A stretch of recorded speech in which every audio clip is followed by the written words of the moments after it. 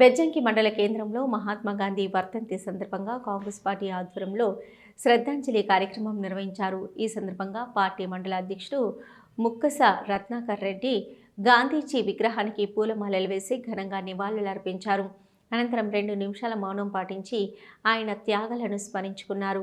ఈ సందర్భంగా రత్నాకర్ రెడ్డి మాట్లాడుతూ సత్యాగ్రహాన్ని ఆయుధంగా చేసుకుని అహింస మార్గంలో బ్రిటిష్ పాలనకు వ్యతిరేకంగా పోరాడి కోట్లాది భారతీయులకు స్వేచ్ఛా స్వాతంత్రాలు అందించిన మహాత్మా గాంధీ సేవలు చిరస్మరణీయమని అన్నారు.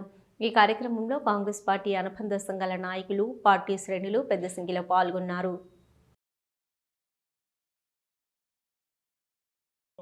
జాతిపిత మహాత్మా గాంధీ గారి వర్ధంతి సందర్భంగా ఈరోజు బెజ్జంకి మండలంలో వారికి నివాళులు అర్పించడం జరిగింది.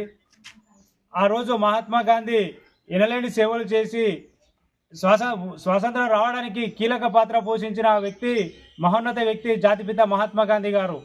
ఆయన అహింసా మార్గాన్ని ఎన్నుకొని అలాగే ఉప్పు సత్యాగ్రహంతో అహింసా మార్గాలతోటే స్వాతంత్రం సాధించుకున్న చరిత్ర మహాత్మా గాంధీది. ఆయనతోటి మన స్వాతంత్రం రావడంలో కీలక పాత్ర పోషించడం జరిగింది.